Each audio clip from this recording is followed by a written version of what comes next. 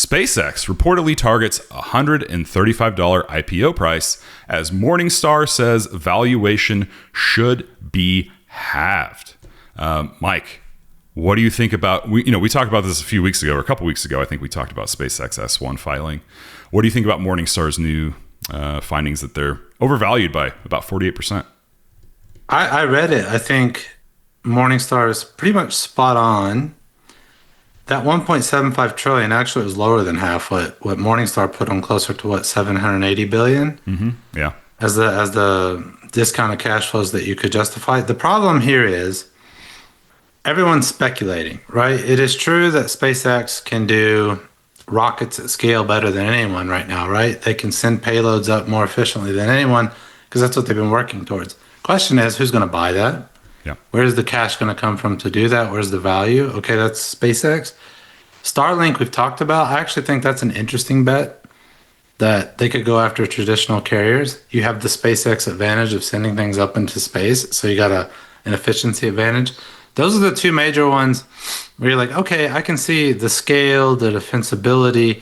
If there's a buyer at the end, that will produce the cash.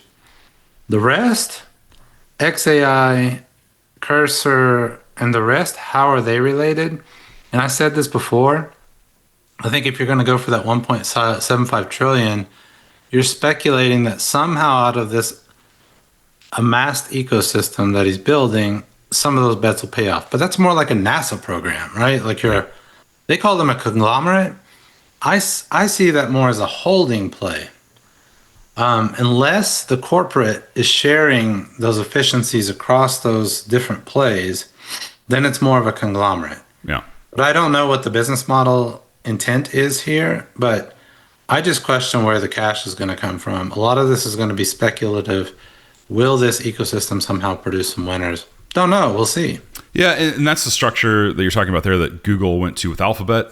It wanted to separate its parent company from the individual brands, and same thing with Meta. It wanted to not make Facebook the overall everything. But the Meta has a lot of stuff. For good reasons. For good reasons, exactly. It causes separation, and I'm sure there's some legal issues in there too. If one company starts to falter, it protects the others. But what was it, 170? So this quote got me, is that Morningstar called XAI a material threat of value destruction. Everything that they looked at with XAI was just probability. It was, nothing is on paper as having value yet. So we'll just have to see how it plays out. I did have a buddy say that he got his order in for the IPO this morning already. And I just don't think I think it's already been hyped. I think the growth has already happened. I don't know. Well, we don't know. I mean, I think it's Morningstar spot on. The question is, do you believe the story and at what price? That's it. I'm going to take a look at it here in a few weeks and see what the price does before I make any decisions personally. Yes. Okay. Anthropic filed S-1 papers confidentially this week as they approach their IPO with valuation approaching $1 trillion. We covered this a few weeks ago now. I think we're just waiting for that paperwork to become public so we can actually discuss this a little bit more thoroughly. But Mike, do you have any takes on Anthropic here? I think they have no choice, right? They need capital like crazy. And this is a cheaper way to get it. In the end, it's cheaper than running these private rounds with return expectations are much higher. Yeah. So I don't know what choice they have. We're going to talk about Google later. I would expect a string of corporates to go for selling equity, right? Mm-hmm. This is the same thing in the end. So it's an IPO. It's an interesting dichotomy to watch. Like we've talked about it in the past, but Anthropic took the stance of OpenAI, looking at OpenAI, saying OpenAI is going crazy with building data centers and capital spend. And Anthropic was saying, you don't need all that right now. Stop. So it's going to be interesting to see how it plays out. I know Anthropic has been able to make some deals with SpaceX for the Colossus compute. And I think that's really helped. I know I'm running into limits with Claude a lot less than I was before that deal happened. I don't know if that's related. I assume it might be. But the enterprise traction makes this a better story, right? So yeah, for sure. They'll get buyers. I think $1 trillion valuation. Yeah, I think when that S1 comes out, we'll probably do a little bit of a deep dive into it and see what we're looking at then. All right, Uber gave its engineers unrestricted access to AI tools. We kind of talked about this again last week at the start of the year, and has encouraged them to use it as much as possible. By April the same year, 4 months later, they had burned through the entire annual AI budget. The company Yeah. has now put hard caps on AI spending. It's like a travel budget. Yeah. Right? Every corporate travel budget starts at the beginning of the year. Get out there and talk to customers. About halfway through, oh, not that much, right? Yeah. Freeze the budget, right? So I'm all about experimenting, so I think that's a good thing. But experiment towards something. Like, what is the purpose of this experimentation? So engineers, if you let them, they'll experiment like crazy on many different things, very creative. But the question is, how do you, Uber, plan to implement AI operationally and strategically? You may not know yet. Yeah. That's part of where we are. But have a hypothesis. And then if you have a hypothesis, just like a startup, fund the hypothesis. Don't just encourage people, hey, go out there and experiment. They do, and then you're like, oh, not that much, right? Right. But it also calls into this question, combine it with GoPro, how affordable is AI actually? So it reminds me of the IoT, Internet of Things sort of discussions, that somehow out of implementing IoT, you would get efficiency and productivity gains, but that costs you to implement it. And this is going to be the question. Are the efficiency gains and the productivity gains then enough to cover the tokens? Yeah. I don't know. I don't know. Maybe not. I was kind of shocked at these numbers that still with the cap, it says that Uber has capped spending at $1,500 per engineer per month per tool, unless you can apply for more usage if you need it for a special project or something, and they'll approve that on a case-by-case basis. But that still seems like a lot of usage. But they must just have 1,500. So that would be like the Pro of Claude is what, 200 a month?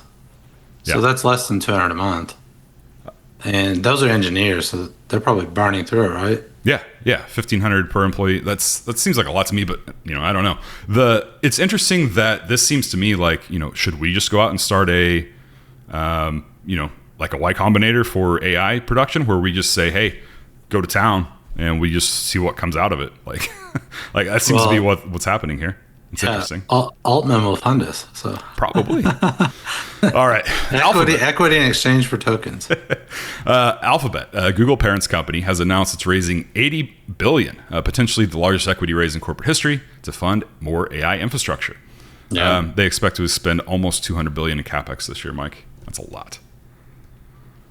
Yeah, how else are you going to get the cash? I mean, this is probably a cheap way to get it in the short term, instead of having to generate it through all your activities, and all that cash you're consuming to expand into AI, of course. The question for investors is, how do you price all this in? I mean, we just saw Google I/O. It was very impressive, but they're clearly experimenting, right? It's all over the place, right? They're placing many bets in many different directions. So then question as an investor is always just, how do you price the risk? How do you price the strategy? What is the strategy? And is it worth the price? That's really it in the end. Yeah. I think it's smart for them to do this, just because I think they have the cash. They're one of the most cash healthy companies out there right now, them and Apple, I think. So they have the cash, but they don't want to spend it all, because who knows what rainy day is going to come next year? Who knows what's happening with the war? Who knows? I think it's just a smart position to take, and other companies should take this page from Google and start being smart with you would rather be them, that's for sure. Absolutely. Yeah. All right, let's go now to Victoria's Secret, who posted blowout earnings, up 15% on sales after spending the last couple of years pivoting back to its legacy brand identity and away from its inclusive rebrand that had alienated its core customer. Easy for you to say. Yeah. We've seen this. We've talked about brand identity a lot, and how it's very difficult to get away from your brand identity. We just talked about Ferrari last week. I talk about Harley all the time. Yep. How do you overcome the fact that your customers are literally dying? They're aging out.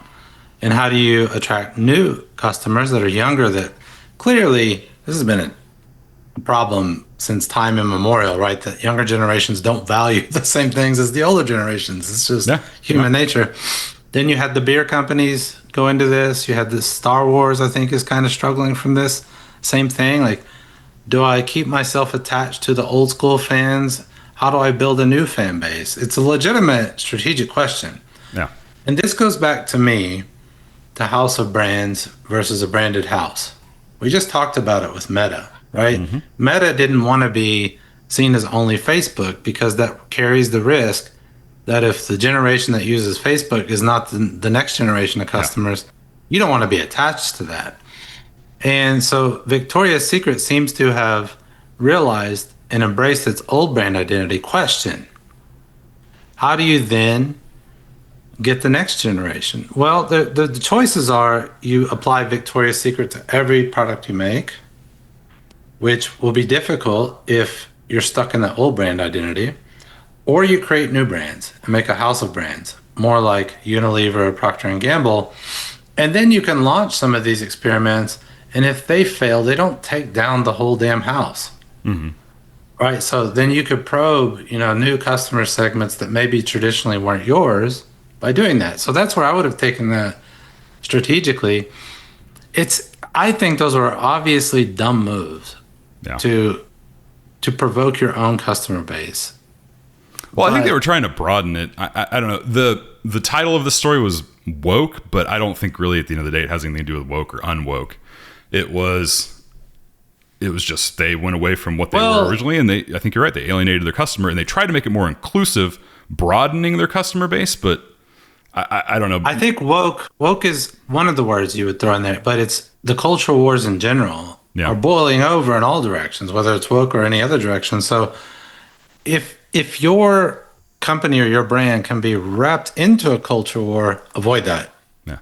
Well, if you can. This is an upstream brand, and I think, same thing we talked with Ferrari last week, and Tesla even, when they, have the Model S and it's a premium product, and now you're introducing the Y and the 3, those elite people who look at it from a status symbol, it dilutes it. It dilutes it, exactly. Yeah. But interesting. They also had some restructuring. They went from public under, I think Les Wexner was the owner, but it sold, it went private. It's just now Victoria's Secrets. It broke off from those other brands and so good to see it doing well. I don't know a whole lot about the brand other than it's been around for a long time. You mean you don't wear it? Not anymore. A new analyst is making the case that economics of AI are fundamentally broken. GPU prices are soaring, chip deals are being financed with debt, and the rise of agentic AI means companies are burning through tokens at a rate nobody budgeted for. We just saw this, the Uber story. We saw it with GoPro, although I don't think that's the reason that they're failing. It's one of a compounding reason. So what is this? Does this mean the cost model of AI, the tokens and the chips, again, I just said this, will the efficiency and productivity gained be worth that? Add to that supply chain issues, and that the quantity demanded right now is exceeding supply, so the prices are spiking. Well, the economy, although it's not like a person, you're going to see those chips get allocated to the buyers that can afford it, that are prioritizing them. Yeah. Right? And so if we combine all that, a constricted supply chain right now, a problematic one because of the wars going on, and then the geopolitical issues beyond the Iran war, in quotations, the Strait of Hormuz, the issues there, the token costs in general are already high. So maybe the point is AI psychosis has a price, Jason. It might. Interesting stat is like 5% of the GPUs that have been bought in the past couple of years are being used right now.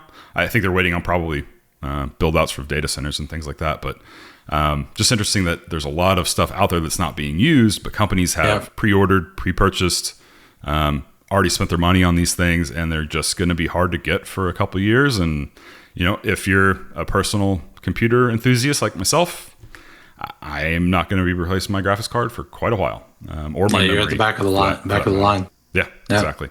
All right. Next up, this one I think will speak directly to us, Mike. For the last few years, enterprise software was the ugly duckling of the market. Budgets were frozen. Buyers were exhausted. That's changed dramatically now in 2026, driven almost entirely by AI-powered tools that companies believe will actually move the needle on productivity, and it's reshuffling the winners and losers across the entire sector really fast. What happened to AI, or SaaS apocalypse, rather? Well, it turns out, and I always mention this as a joke, if you go to the foundation models websites, they sell SaaS. Yeah. right? That's what that is, subscription as a service. Yeah. So it's an irony, I think, deeply embedded into AI, is that the mechanism to deliver it, the traditional model, we heard Scott Newton talk about this, used to be licenses, Mm-hmm. and then you went to subscription based. And the question for AI is, what is it packaged in? I think the natural package for it is software and SaaS, actually. Yeah. Now, what's the cost basis? The cost basis turns out to be like token usage, right? So then it just becomes a question of what is the subscription level? And subscription is just a fixed fee for a year in the end, if you want to call it what it actually is. So you pay a fee for a year for the right to use something, or over 2 years, over 3 years, depends on the SLA, right? Or you could sell seats. Yeah. Those are the three main models, right? Licenses, seats, and subscriptions. And will you sell tokens? So I think what's happening is one part of it is software companies are integrating AI into their existing SaaS models and trying to figure out how to price it. And then AI companies, I think the most natural analogy is SaaS. Yeah. And you're going through mostly the same channels. You're talking to the same IT people, selling to basically the same departments. The more interesting question is, what new customer jobs are unlocked by AI to me? Yeah. What redefinitions of markets are going to happen? In our own case, it's like, hey, we're looking at PitchBook, Crunchbase, where you're selling just static data into corporations, and they pay basically it's a SaaS model. You just pay for a fee or seats to access the data. And then you have consulting firms on the other side. Is there a world where you combine the two now? That would be a redefinition of that market where you consume data, but you sell reasoning. So I think those are the more interesting things to think about if you're in VC or if you're in corporate. How can you rearrange markets, customer jobs? Because that causes disruption. Yeah. So it's just an interesting place to look right now. Agree. And we asked Nancy Griffin her opinion on the SaaS apocalypse and the foundation models going vertical. She had a really good take, so make sure you stick around and watch that. She had a really good take on that one. All right. Stanford Law School published a study where 16 contract law professors blindly evaluated nearly 3,000 head-to-head matchup between answers written by students and answers generated by AI. The AI won 75% of the time, with professors preferring the AI answers. Even more striking is that the professors flagged AI answers as harmful to student learning, less than a quarter of the rate that they flagged their own colleagues' answers. Mike, I don't know, dissect that one for us there. I think there are a few things I took from that is, let's start with this. Perhaps LLMs are better writers than a lot of legal professors, legal students. That wouldn't actually surprise me if people are outsourcing their capabilities, writing capabilities to AI, the AI is actually already better. Yeah. And there's a wide range of good writers and bad writers, but if you ever try to read academic literature, it's not a surprise to me that people prefer LLMs because it's very jargon based. It's very difficult and dense to read a lot of times. Maybe that doesn't necessarily apply to law, but in general, in academic writing, it's very difficult to read.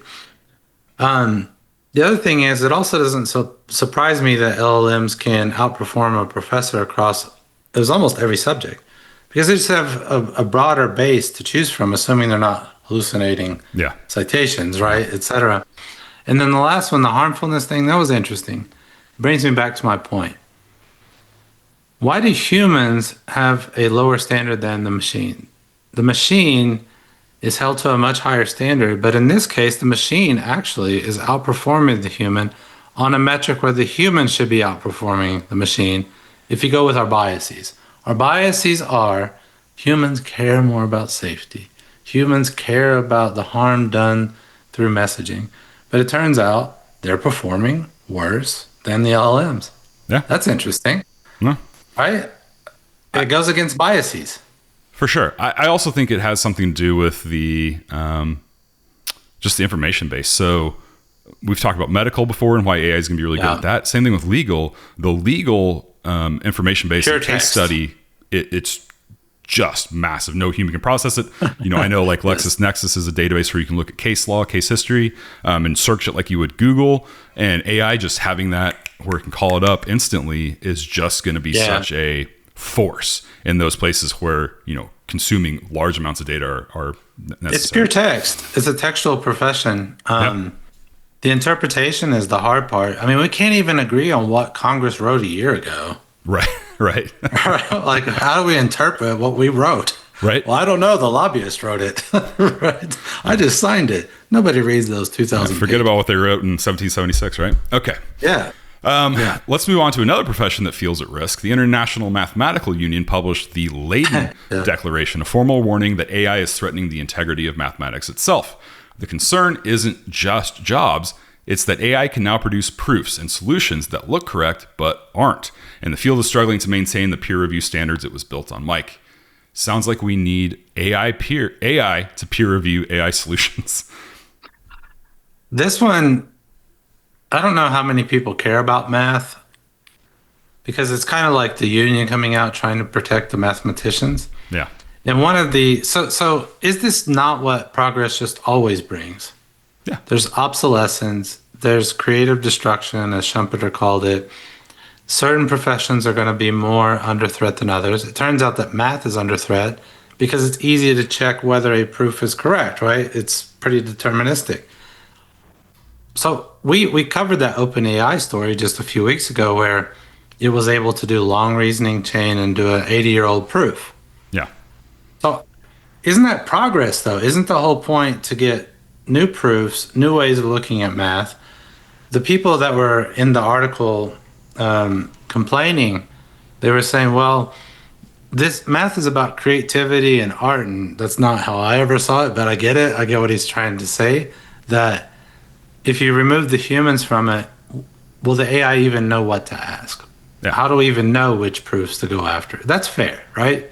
Humans still need to be there probably to ask the questions. But then he threw this one out there, is that the AI companies only care about commerce and I care about science. While you're sitting on probably a very prestigious seat in a university, you are probably monetizing your seat, right? It's not like science is pure, and it never has been. Oh, no. You monetize commercially from your research and titles, as you should. So I get what he's saying, that the incentives are probably misaligned, but that maybe creates a new product, AI for math professors or mathematicians. Maybe that's the way it should go. I don't know, man. But I found it interesting. It's just another vertical research domain that maybe is just, your mode is not as strong as you thought. I think they're complaining about something that doesn't need to be complained about necessarily. I think, it's going to create more work, but you're going to also have peers who also have AI that's going to get good at using it and using it to review and understanding how it can help them do that quicker. So I think ultimately, as long as the AI is producing new outputs and solving things that we previously thought were unsolvable, like we saw last week, I think it's a net positive that, if it's creating busy work just for this, there's just more volume for no gain, that doesn't make sense. But I think there ultimately will be a gain. And I just think everyone's going to be operating more productively.